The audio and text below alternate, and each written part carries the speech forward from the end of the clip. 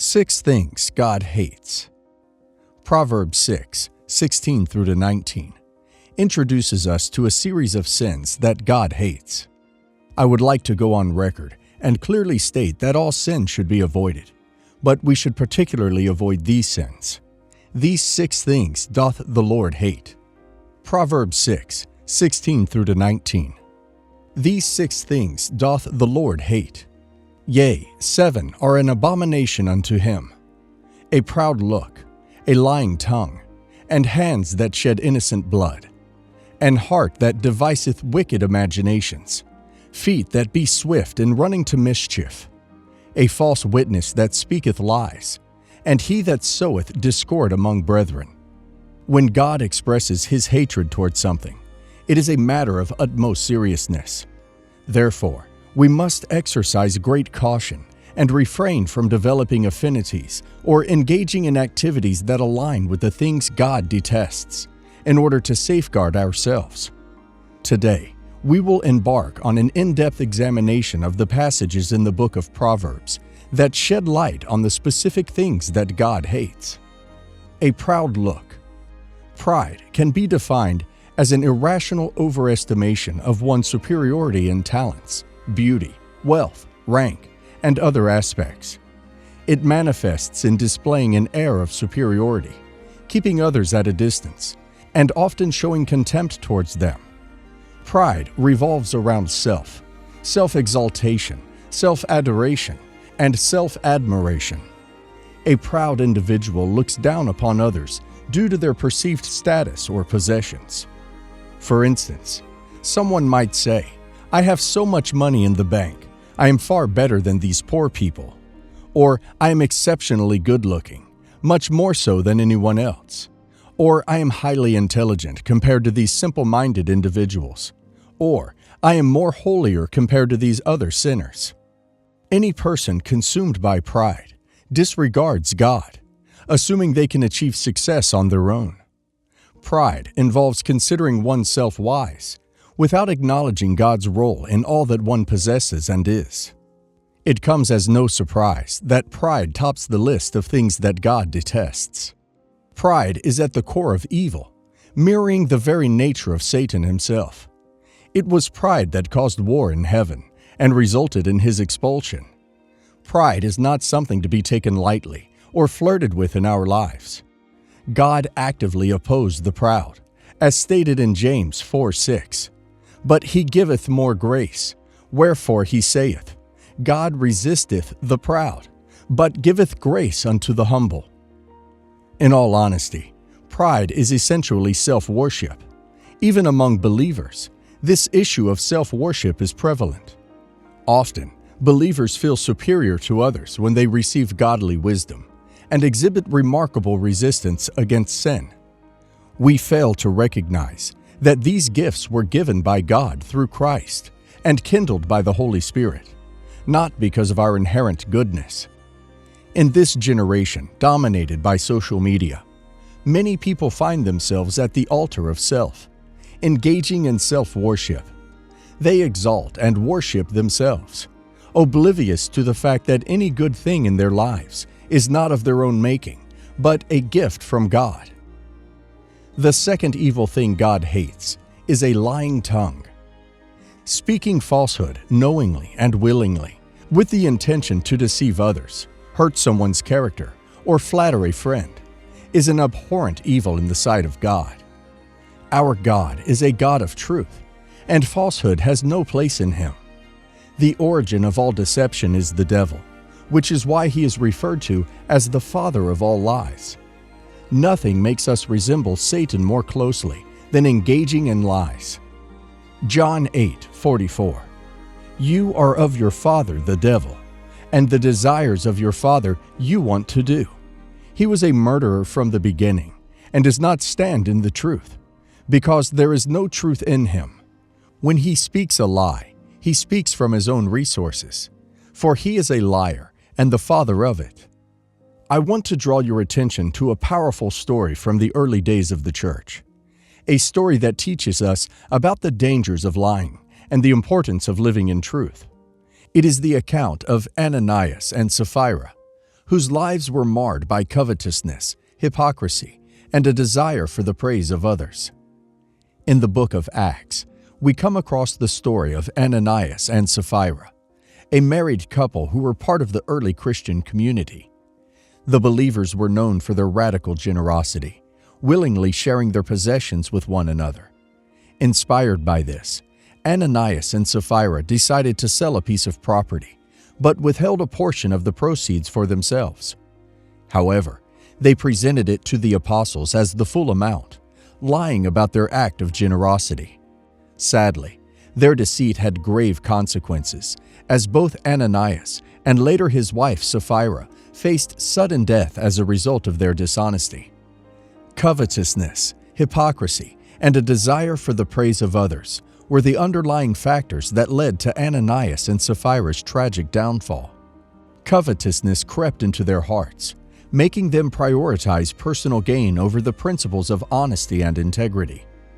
They wanted to appear generous, to receive admiration and praise from others.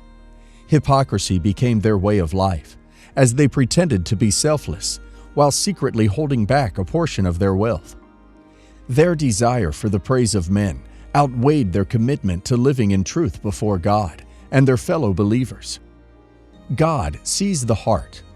The story of Ananias and Sapphira reminds us that God sees beyond our outward actions. He discerns the intentions of our hearts. We cannot deceive God with false appearances or half-hearted devotion. He desires sincerity and truth in all aspects of our lives. Honesty and integrity matter. Covetousness and deceit have no place in the life of a believer.